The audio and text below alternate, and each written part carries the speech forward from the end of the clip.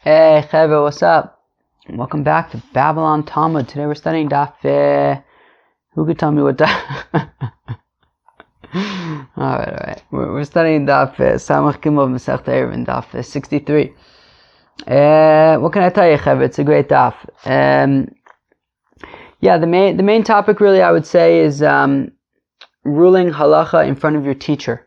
The do's and don'ts and perhaps permissibles about teaching halacha in front of your teacher. So, without further ado, let's jump in. So the last thing that we were talking about was a machlokas between Rabbi Meir and Rabbi Eliezer ben Yaakov about if you have one yid in a courtyard who shares a courtyard with a Gentile. So Rabbi Meir says that the yid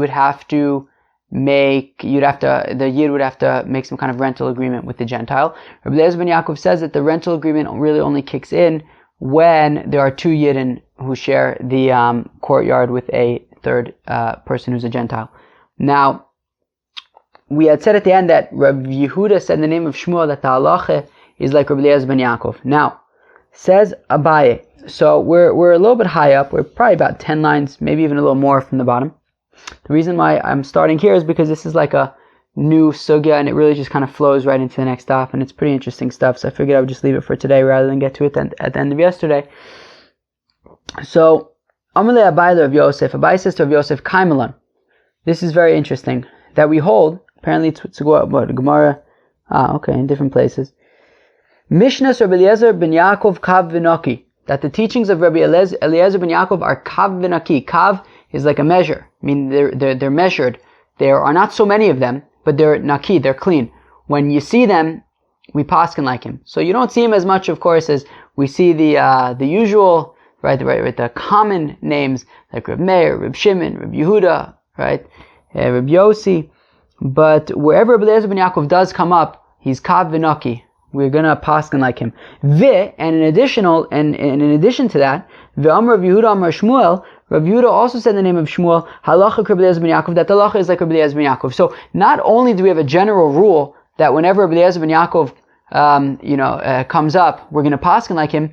Rabbi Yehuda Amar Shmuel even said explicitly that the halacha is like Rabbi Eliezer ben Yaakov. So therefore, in such a case where it is clear as day that the halacha will be like Rabbi Eliezer ben Yaakov, ma'ula oruye b'makom rabo. So in a situation like that, where it is as clear as day that the halacha will be like Rabbi Eliezer ben Yaakov, can you just blurt out in front of your teacher that the halacha is like Rabbi Eliezer ben Yaakov? If somebody comes to ask a shaila, right, about making an eruv, can you just say, yeah, of course, Rabbi Eliezer we pass like Rabbi Eliezer ben Yaakov? Something that's so crystal clear.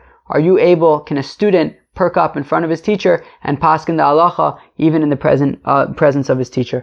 Amrle, so Rav Yosef said to Abai, afilu be'asa b'kuscha. Even the question of, can you eat an egg with dairy products, essentially, which the answer is, of course, yes. I asked Rav Chizda this question, which is an obvious answer. Yes, you can eat an egg with milk. And nonetheless, Rav Chizda would not tell me the answer as long as his teacher, Rav Huna, was alive. So we seem to be saying that, so Rav Yosef seems to be saying that even an obvious answer, you should defer to your teacher and not give the halacha. Amalei Rabbi Yaakov bar Abba la'Abai, says Rabbi Yaakov bar Abba to Abai, kigon Megillas Tainis. This is extremely interesting. What about Megillas Tainis d'chsiva umancha? That it's written down. It's like pretty clear. Ma'alori ba'asre derabe. Can you teach that?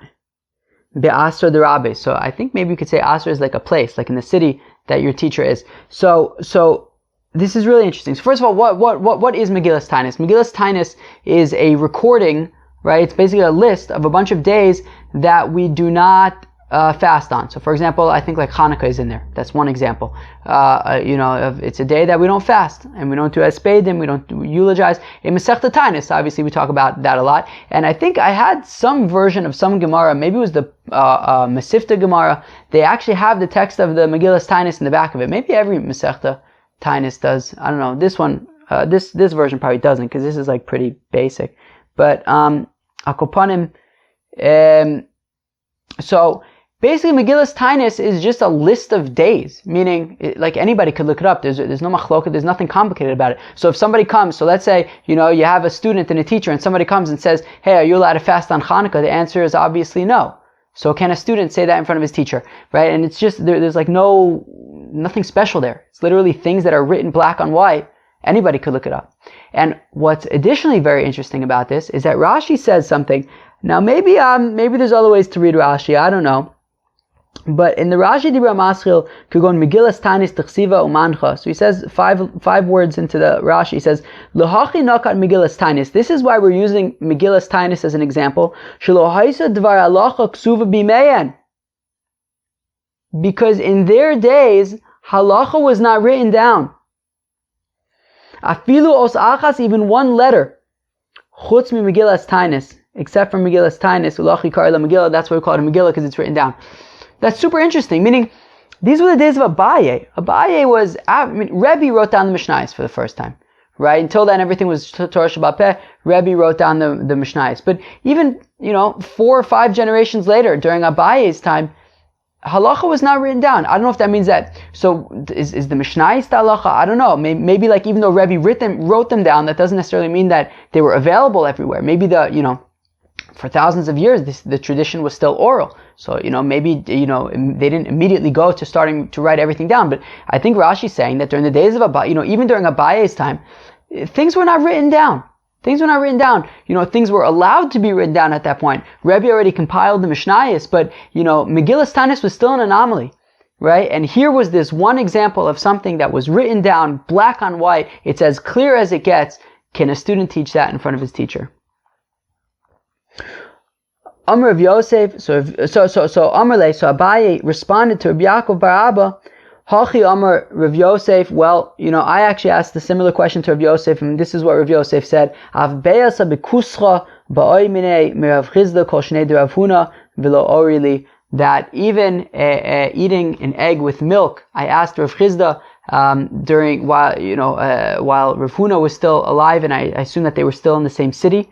And Rav Chisda would not tell me. That's what Rav Yosef said. Now, also what's interesting is Rashi seems to, I think, be saying that Rav Huna was in Pumbedisa, but I thought that both Rav Huna and Rav Chisda were in Surah, which is where Rav was. But I don't know. That was interesting. But I think the point is that Rav Huna and Rav Chisda were in the same city, and therefore Rav Chisda would not teach even an obvious halacha as long as Rav Huna was around. Now, however, the Gemara says, Rav Chisda ori b'kafrei b'shnei Rav Huna. That nonetheless, Rav Chisda was more halacha. He did teach halacha in Kafrei, in a place called Kafrei. Even though, and this is where Rav Huna, and this is where Rashi says that, and Rav Huna was in Pumbedisa.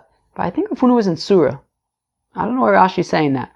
But in any event, even though Rav Chisda would not be more halacha, right, as we said, be'asra derabe, in the same city as his teacher, but when he was in a different city, so then Rav Chisda did. He was more halacha when he was in Kafrei, and Rav Huna was in a different city. Rashi says Pumbedisa, but I always thought it was Surah. Rav Amnuna ori b'charsa da'argis, as we saw in Masechta Shabbos and Daf Yud Tes Amud Beis, that Rav Amnuna was in Charsa da'argis. Rashi says over there he's taka buried in Charsa da'argis.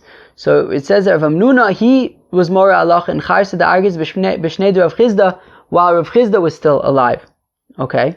Ravina sar sakina bebavel. So Ravina would check knives in Bavel. Okay. Now the thing about checking knives, if somebody would show you a knife to check, it was like a way of showing kavod. Meaning you have somebody who's going to shecht an animal, so he gives it to a Talmud Chacham first to inspect it, to make sure that it's sharp enough or whatever it is. So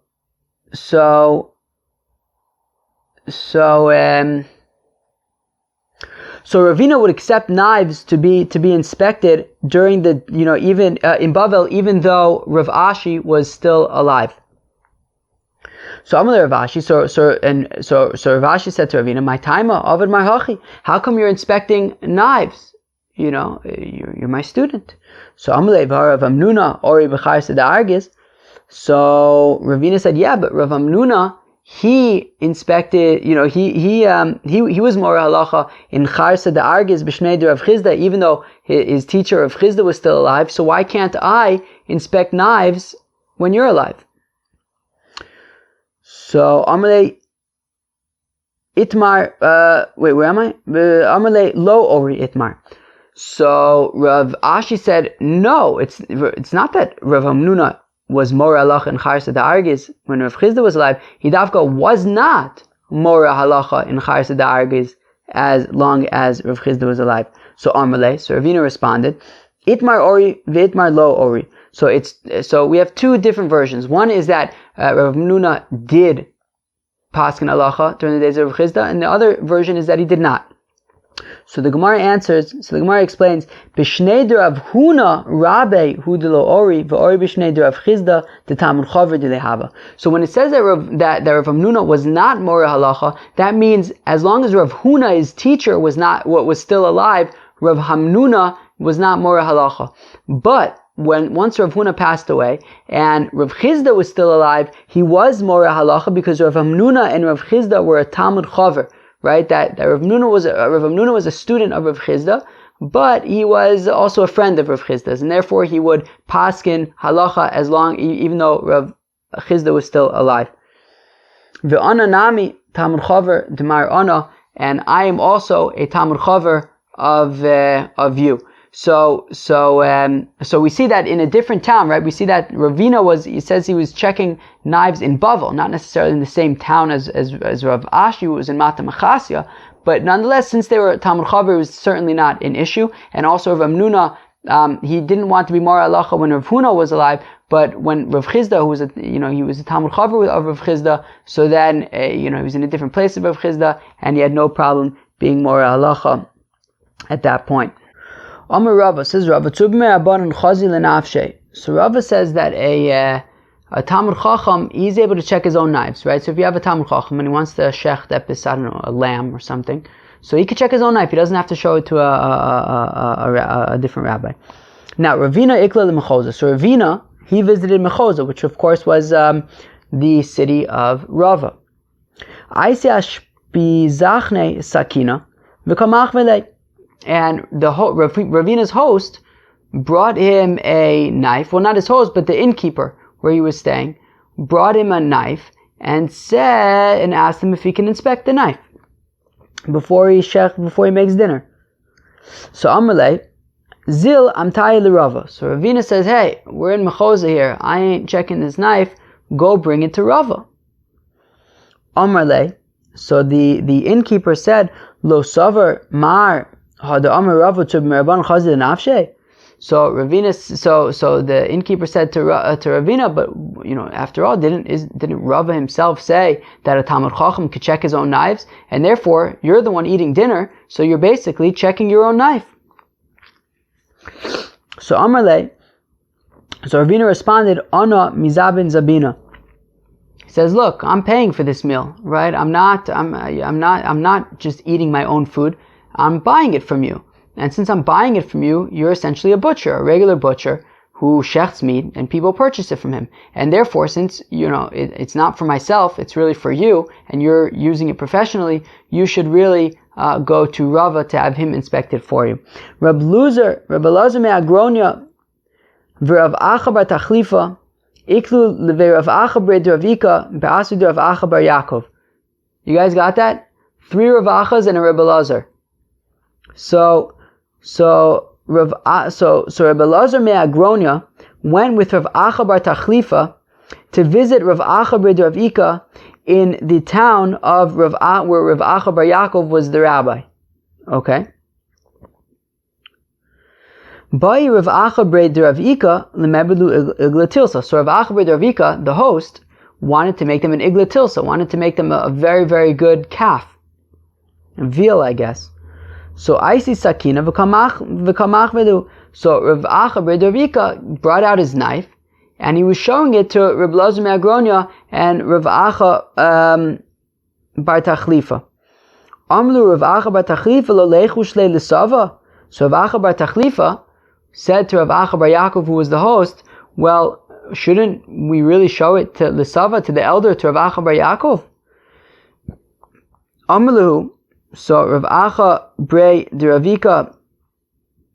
No, so Amalu Rav Elazar Me'agronia. So Rav Elazar Me'agronia said to them, but wait, but Hachi Amar Rava. After all, Rava said, Tzurba Me'rabanan Chazi L'Nafshe, that a Talmud Chacham could just check his own knife. So we're checking our own knives, right? We're the ones who are eating this meal. So why don't we just take a look and see if it's kosher? So Chazi, so Rav Elazar Me'agronia inspected the knife. The Anish Rav Elazar Me'agronia, and Rav Elazar Me'agronia got punished. He got in trouble from God. So we say, wait, why did Rav Elazar Me'agronia get in trouble? Wasn't he right? I mean, he was correct. Rava did in fact say that a Talmud Chacham could check out his own knives. They were going to be eating dinner. They were checking their own knives. So So one way to answer it is that it's different over here because they're already entertaining the notion of going to Rav Acha Bar Yaakov, right? Meaning they're already, if nobody would have said anything and they just would have taken out the knives and checked it themselves and then checked the dinner and eaten it, Seder, it would have been fine. But once already they raised the idea of like, wait, maybe we should check it, maybe we should show it to Rav Elazar, Rav Acha Bar Yaakov. Well, at that point, then already they should really just go and show it to him. They shouldn't renege and check it themselves. Or else you could say, Shiny Rav Acha Bar Yaakov de Muflag. Rav Acha Bar Yaakov is an exception to this rule because he was exceptionally great. And therefore, even though, yes, they were great also, and they could have checked their own knives for their own dinner, but, Rav Acha Bar Yaakov, he is particularly exemplary. Thank you, Mr. Motorcycle. Don't you know we're recording Babylon Talmud?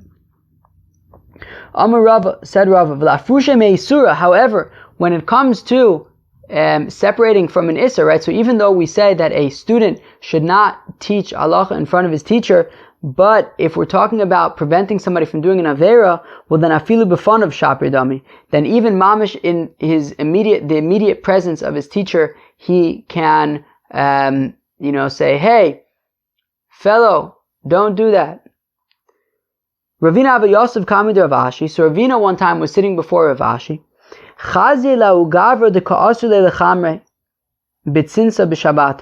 And Ravina saw that there was a fellow who was tying his donkey to a tree on Shabbos, and of course we know that we don't use a tree on Shabbos. So Rama Bey Kalav Lo Ashkach Bey. So Ravina said, hey, you, and he didn't listen. So Amle Le'avei Agave B'Shamta, and Ravina said, we need to excommunicate this fellow. Then Ravina said to Rav Ashi, Amle Ki Agavna Mimaschaza Kaf Karusa. Did I act out of turn? Right? Was I acting inappropriately to speak up in front of you and handle this situation?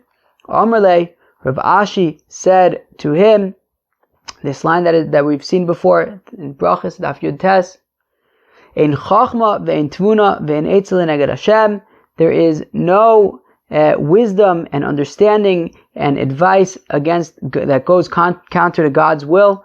Kol makom sheishchil Hashem, in any instance in which there is desecration of the name of God, ein chokin kavod l'Rab, then we don't give any honor to anybody. You just go and handle the situation and do what you need to do. So yes, you acted appropriately by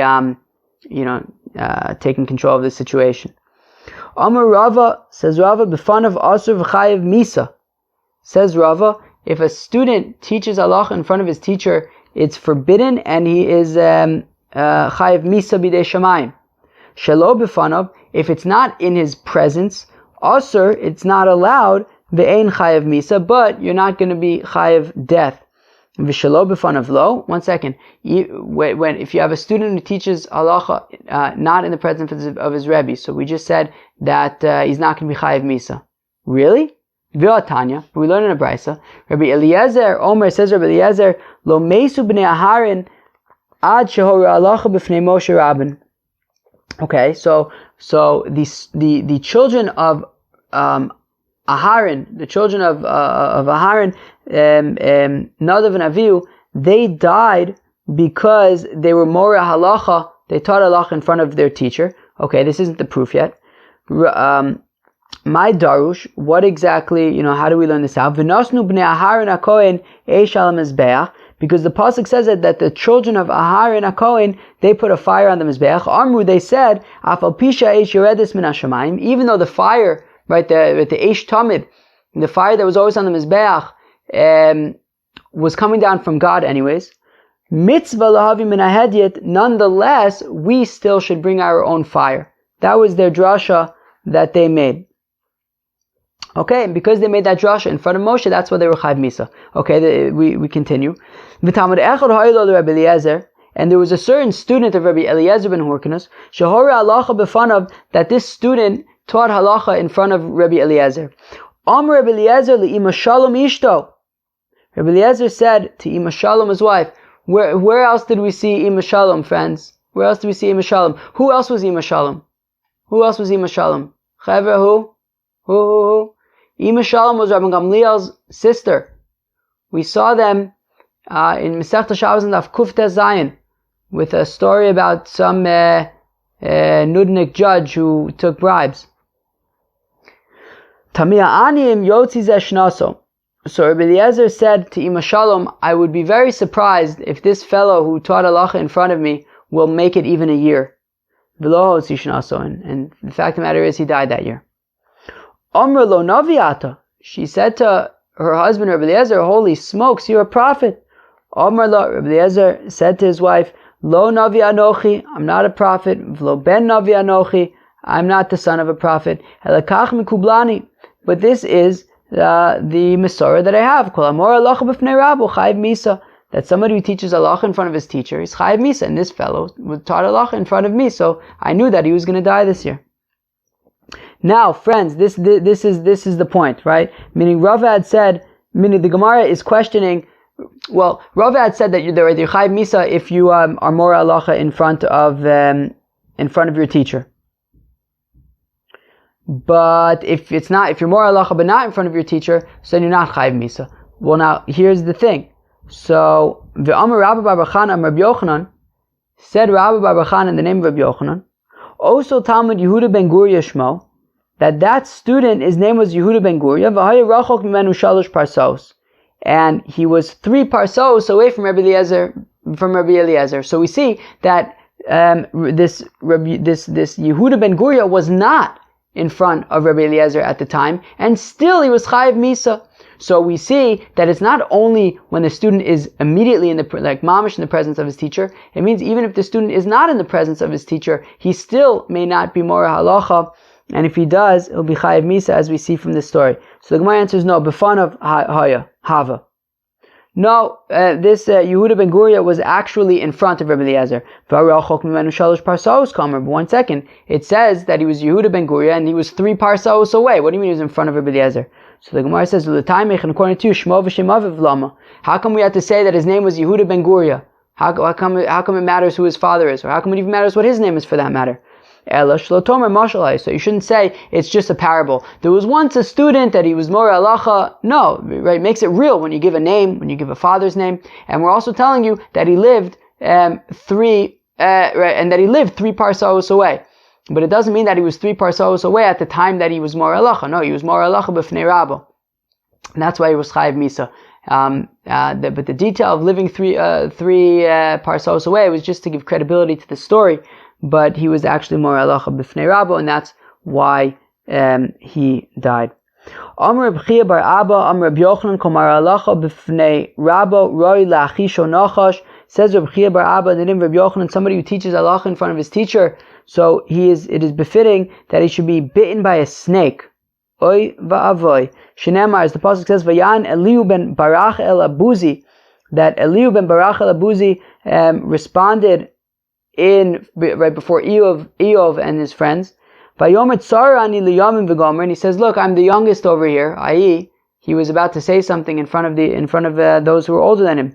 Al kain zachalti, and therefore zachalti. And what does it mean? Al kain zachalti. But so Uchsiv in the pasuk says in the Tochacha in Parshas Kisavo, im chama zochle ofar, that we're going to be in big trouble with the venom of snakes that crawl on the ground. So we see that somebody who is more halacha b'fnei rabo, it is befitting that he should be bitten by a snake. Zeiri Amar, said Zeiri Amar Reb Chanina Nikra Chote. He's called a sinner. Shenemar, as the pasuk says in Tehillim, Belibi tzafanti imrasecha lemano echta, that in my heart I guarded your sayings so that I will not sin. Lemano echta lach. Rav Amnuna Rami. Now Rav Amnuna asked, Ksiv, on the one hand it says, Belibi tzafanti imrasecha. On the one hand it says that I hid your words in my heart. Uksiv, and another pasuk says, Bisarti tzedek b'kol rav, that I proclaimed righteousness in front of great multitudes. That I taught Torah in front of multitudes. So on the one hand, he's saying that he didn't teach Torah, right? He kept it hidden. On the other hand, it's saying that he did teach Torah to many people. Which maybe, by the way, remember we said the other day that the people of Yehuda taught Torah, so they remembered their teachings, and the people of the Galil didn't teach Torah. And then the Gemara said that David HaMelech taught Torah, therefore, Niskaima Biyado, whereas Shaul did not, and it was not Niskaima Biyado. Maybe this is a proof that that David HaMelech taught Torah. Right? I was like struggling to find an example, so I said Tehillim. But then again, I guess this is technically Tehillim, but we see that David HaMelech was teaching in front of many people. But the question is, on the one hand, he's saying that he kept it in his heart. On the other hand, he's saying that he taught it in front of the multitudes. How do we explain this? So lo kasha, it's no problem. Kam bizman she'ira ha'yiri kayim, kam bizman she'ein ira ha'yiri kayim. Well, when his teacher Ira ha'yiri was alive, so then he kept it inside of him, kept it hidden, and he didn't teach it. But when Ira ha'yiri already passed away, so then he taught Torah to the multitudes. Amr Rabbi Abba bar Zavda, says Rabbi Abba bar Zavda, kol nosin masnosav l'kohen echad. Somebody who gives all of the matnas kahuna to just one kohen, maybe Rav la'olam, he brings famine to the world. Well, I figured that the matnosav was talking about. I was thinking matnosav in terms of like when you shecht an animal, so you give the cheek and the leg to a kohen. So that was one example. But maybe it's also referring to like what's it called? Like Trumas and Meisers and stuff? Maybe. I don't know. But if you give all the matnos kahuna to one kohen, to always to the same kohen, so then you bring famine to the world. Oy vey. Shnei, as the pasuk says, Ira ha'yiri kohen leDavid. That Ira ha'yiri was a kohen to David. And the Gemara asks, leDavid hu da'ava kohen l'chuli amalo? What do you mean he was just a kohen for David? He wasn't a kohen for everybody else? So El Shay Meshagalo matnosav. No, it means that David HaMelech would davka always give Ira ha'yiri his matnos kehuna. So if you checked an animal, he would davka give him like the cheek and the leg, and maybe also refers to like trumas and like anything that would go to the kohen. So and it says right after that pasuk, Vayirav b'mei David, that there was a famine during the days of David. So we see that if you give all of your matnos kehuna to one kohen, so then it leads to famine. Oy vey. Rabbi Lazar Omer says Rabbi Lazar Moridin also migdulaso. Somebody who's more halacha b'fnei rabo, so we lower him down from his greatness. Shenemar, as the pasuk says, Vayomer Lazar HaKohen el anshe atzava v'gomer. That what does the pasuk say? The pasuk says, right, Vayomer Elazar HaKohen el anshe atzava abayim le'milchama zos chukas haTorah shetziva Hashem es Moshe. That Elazar HaKohen, Aaron's son Elazar, so he said to the people who were going to war, and he said, this is the law of these are the teachings of Moshe. So even though Rabbi Elazar even made it, even though Elazar HaKohen, Aaron's son, made it super clear that these laws aren't coming from him, they're coming from his uncle Moshe. Nonetheless, hafilu hachi, even so, Iyanish, he was punished for being more halacha b'fnei rabo. The chsiv, as the pasuk says, b'fnei Elazar HaKohen yamod. It says by Yoshua ben Nun that Yoshua ben Nun was going to take over for Moshe Rabbeinu, and it says, and if you need anything, you can always ask Elazar HaKohen from the Urim v'Tumim. V'lo ashkechan Yoshua. And yet, we never actually see that Yoshua took advantage of this. Meaning, initially, Elazar was supposed to sort of have a prominent role with Yoshua, that Yoshua was going to ask him any questions from the Urim v'Tumim. But in the end, because he was more halacha b'fnei rabo, he was yored migdulaso, and we don't see that Yoshua actually ever asked him anything. Amr Reb Levi says, Reb Levi called the most of Mila Kame Rabbe, anybody who opens his mouth in front of his teacher, I guess his Mora Halacha B'Fnei Rabbo, Azul Sh'ol, he dies, below Vlad, without any children. Yoicks. Shneimar, as the Apostle says, Vayan Yoshua ben Nun Misharis Moshe B'Bachur Vayom Adoni Moshe Kilayim, that by Yoshua ben Nun, by Eldad and Medad, you remember that? When Eldad and Medad were prophesying in the camp. So Yoshua said, hey, what the heck is going on? He said, make them stop.